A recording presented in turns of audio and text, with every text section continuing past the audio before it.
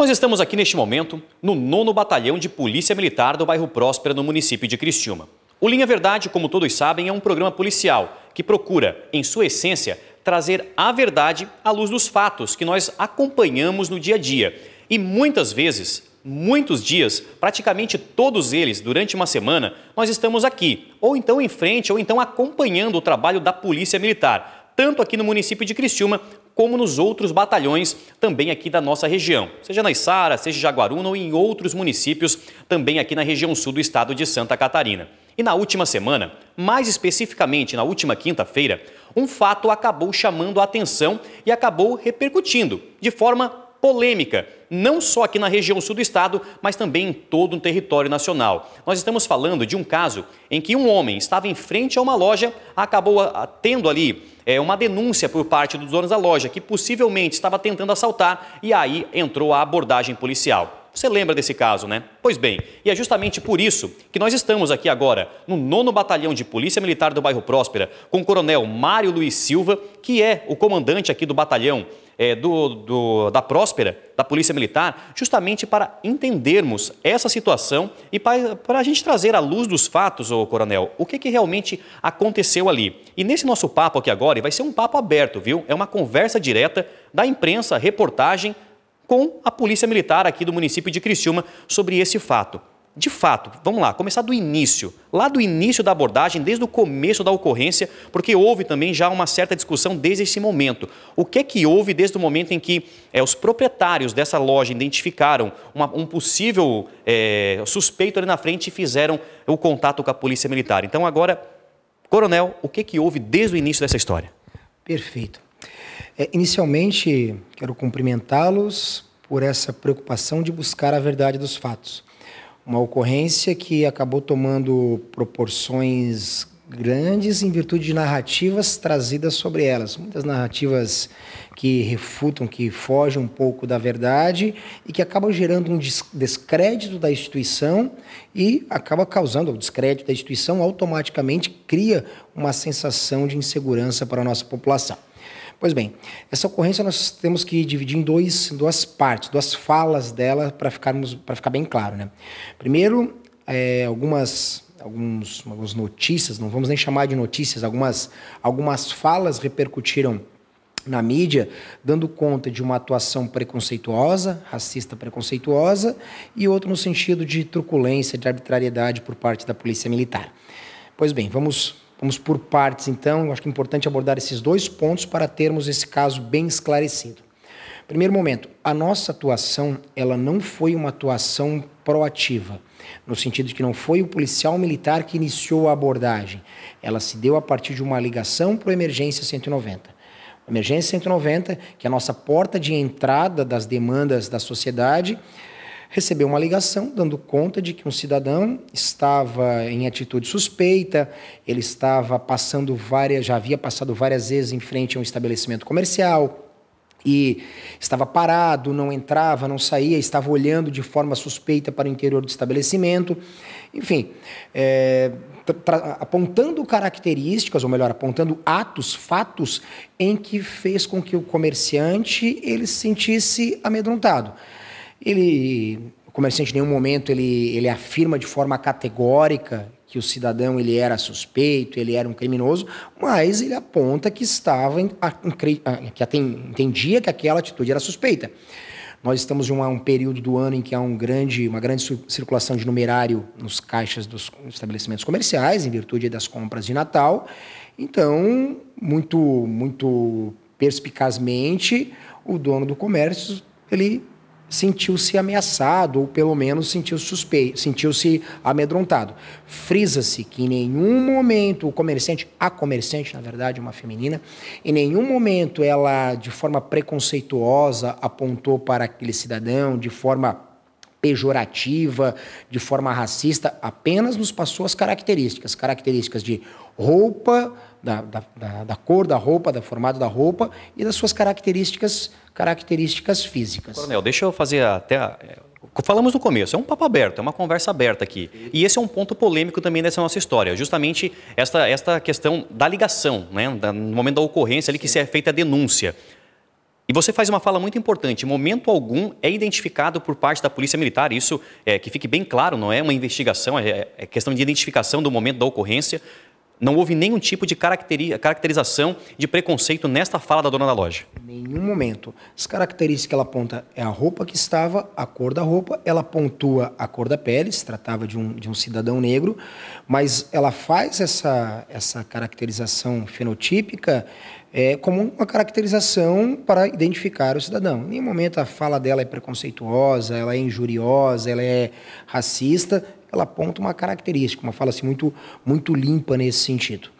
Como tantas e tantas ocorrências que nós atendemos diariamente, tantas, dezenas, centenas de um cidadão que está em atitude suspeita no quintal de casa, na porta da minha casa, no momento que eu estou indo pegar o carro, encontro um cidadão em atitude suspeita, e as características, elas são, se o solicitante não informa, o nosso atendente, ele é orientado a exigir essas informações. O nosso atendente, aquele que atende o telefone 190, ele é orientado para extrair o maior número de informações possíveis, até para evitar uma abordagem errônea. Ele é orientado à altura, a idade que aparenta ter, cor da roupa, cor da pele, cor dos olhos, que o seja, mas de forma que consiga bem identificar. Então, nesse sentido, e aqui a minha fala vai para o cidadão, para a sociedade que nós protegemos, você deve sim ligar para a Polícia Militar quando sentir-se amedrontado, quando entender que precisa da nossa presença. Nós estamos aqui para proteger o cidadão. Se o cidadão, quando encontrar alguém suspeito, não puder ligar para a Polícia Militar, ele estará a ver navios. Nós somos um órgão nós somos a instituição de polícia que dá esse primeiro combate. Nós somos os responsáveis pela segurança, pela proteção, pela manutenção da ordem pública. Então, esse tipo de abordagem, ela é comum e deve ser feita. Essas ligações nós temos o código, o nosso cupom, Central de Operações da Polícia Militar, chamamos de averiguação de cidadão em atitude suspeita. Isso tem um número muito grande, muito grande. Ocorrências como essa fatídica aí da última quinta-feira, é o nosso dia a dia. Até porque nós somos uma polícia de preservação da ordem pública. Então, isso é normal. Então, nesse primeiro ponto, a motivação da abordagem foi essa. Eu afasto com muita tranquilidade, tanto por parte do policial militar, quanto da solicitante, qualquer ato de preconceito, qualquer ato de racismo. Eu não consigo visualizar, me perdoem quem pensa de forma diversa, eu não consigo visualizar qualquer forma de preconceito nesse sentido. O segundo ponto que deve ser abordado, que é necessário que nós falamos, é a abordagem policial. Pois bem, nós, enquanto Polícia Militar, nós somos fiéis, obedientes dos direitos humanos. Na verdade, nós somos garantidores dos direitos humanos. Por vezes, somos os primeiros garantidores dos direitos humanos.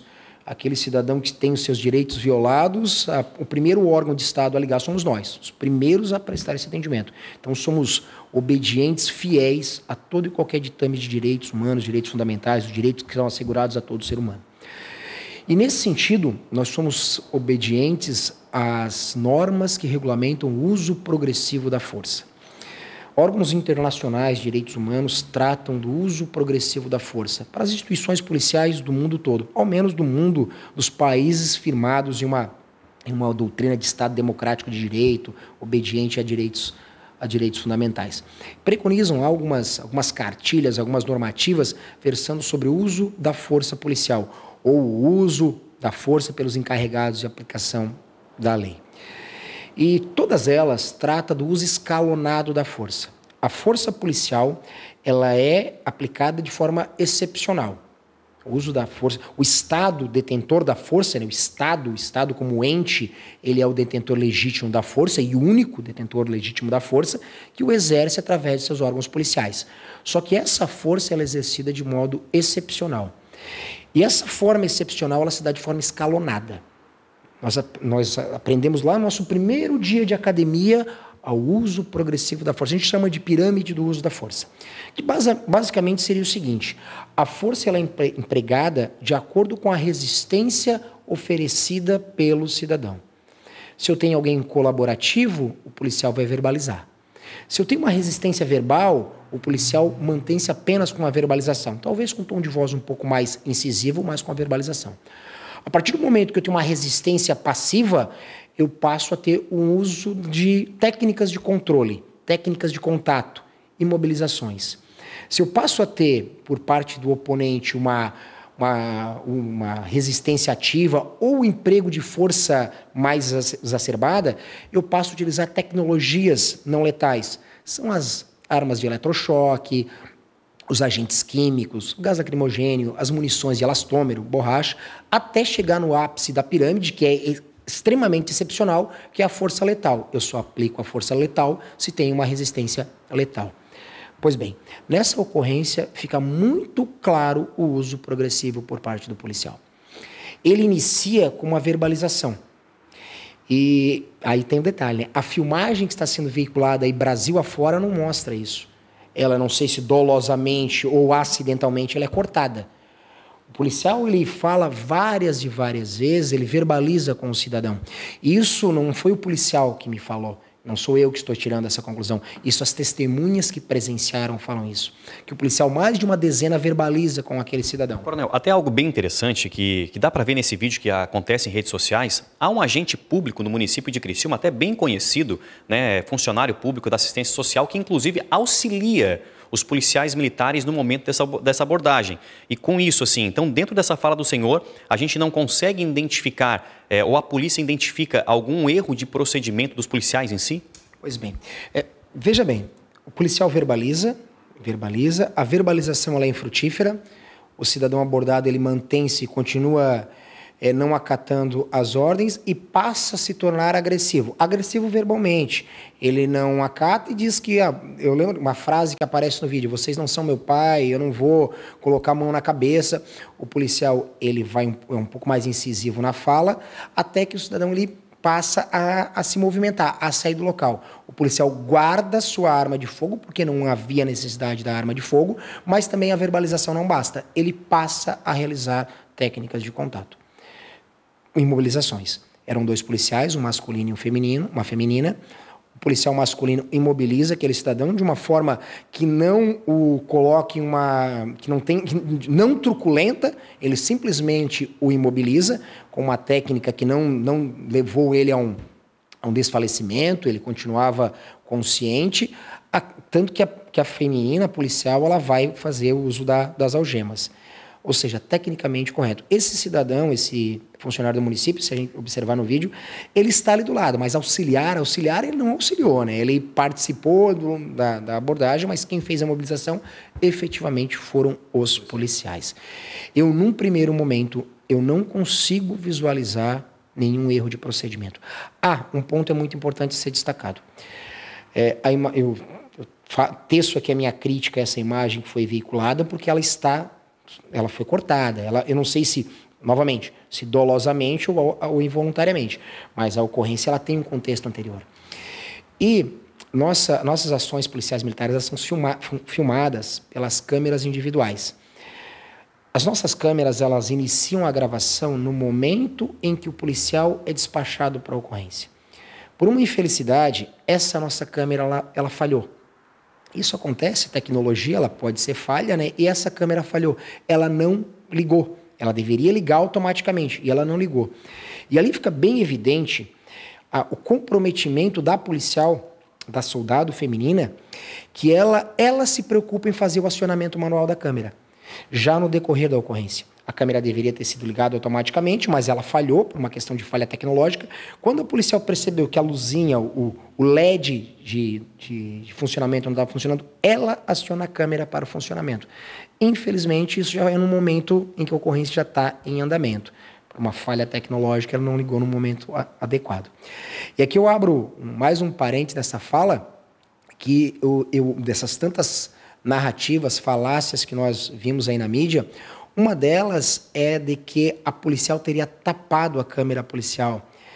É de uma infelicidade quem falou isso, ou de uma infelicidade, ou de uma maldade, ou buscando desacreditar uma instituição como é a Polícia Militar, porque naquele momento que a policial põe a mão na câmera, ela não está tapando, ela está ligando a câmera. É o momento que ela liga a câmera policial. Isso fica bem evidente quando nós acompanhamos aqui as imagens. Então, eu não consigo visualizar analisando o vídeo, o contexto e as testemunhas que nós tratamos ainda informalmente, nenhuma arbitrariedade. Porém, nós como uma instituição que somos, que não temos comprometimento com o erro, que não tapamos os olhos para eventuais ilegalidades, que somos transparentes e não abrimos mão de uma apuração devida de qualquer acusação que nos é feita, eu determinei a abertura de inquérito policial militar para apurar formalmente esses fatos. Aí sim, com a oitiva formalmente de todas as testemunhas, juntada das imagens, de todas as imagens que lá que foram realizadas, para que sim nós consigamos ao final ter um juízo formado com base em uma produção probatória formal, oficial. Agora, coronel, para que a gente encerre aqui esse nosso papo aqui, sobre a pessoa em si, sobre o masculino em si que é o centro da ocorrência, ali onde os policiais estavam fazendo a ocorrência. Existe alguma passagem? Quem era a pessoa? Tem alguma informação nesse sentido? Realmente procedeu a informação de que poderia realmente ser alguém supostamente querendo assaltar ou roubar algum tipo de estabelecimento por ali? Tem alguma informação nesse sentido? Vamos lá. Antes de falar do cidadão propriamente dito, nós, Polícia Militar, eu gosto de dizer que nós somos imparciais nas nossas atuações. Isso é importante que fique bem claro aqui nessa fala. Eu costumo fazer uma analogia com a deusa grega Temis, que é a deusa que simboliza o símbolo da justiça, que tem os olhos vendados. A justiça tem os olhos vendados, mas não tem eles vendados porque não vê o que acontece, mas sim porque é imparcial no que faz. Nós também, nós temos os nossos olhos vendados, não no sentido de não vermos o que está acontecendo, mas sim de sermos imparcial. A nossa atuação é a mesma, seja lá quem o for. Nós somos calcados, firmados em tratar todos isonomicamente, tratar todos iguais, respeitando todos e quaisquer direitos fundamentais. Mesmo aqueles que têm uma vida pregressa conturbada, uma vida com passado criminal conturbado, com uma vasta ficha criminal. Todos eles nós tratamos de igual forma. É claro que quando nós temos uma resistência maior, nós somos obrigados a utilizar, como eu já falei nessa nossa conversa, do uso da força. Nesse caso específico, esse cidadão, se ele iria praticar um crime, a gente não sabe. Eu não sei dizer se ele iria efetivamente, mas nós somos uma polícia preventiva. Nós vamos prevenir a prática do crime. E é por isso que nós temos nós, Santa Catarina, temos excelentes números. O estado de Santa Catarina é o estado mais seguro do Brasil, sem conteste. Isso já nós com prêmios nacionais nesse sentido. Mas porque somos uma polícia preventiva e para isso nós temos que agir de forma preventiva, de forma antecipada ao problema. Nesse caso, eu tenho um cidadão que suspeita de alguém, eu vou fazer uma abordagem policial. A nossa abordagem policial é o dia a dia de uma polícia preventiva. Mas por que a abordagem ela chegou ao nível de ter que algemar o cidadão? Aí eu volto à minha fala do uso progressivo da força. Era uma abordagem que somente seria para identificar aquele cidadão. Tão somente para tanto. Como houve uma resistência, o meu policial ele foi obrigado a utilizar de força. Imaginem se cada resistência que nós temos aí no nosso dia a dia, o policial desistisse. Não, tudo bem, se você não quer ser abordado, você não vai ser abordado. Não funcionaria, né? Imagina o caos que estaria a sociedade. Sobre a sua pergunta, meu nobre, você pergunta sobre a vida pregressa desse cidadão. Sim, ele tem já uma vida pregressa, ele ostenta algumas passagens policiais. Por crime de ameaça, desacato, resistência, lesão corporal, desobediência.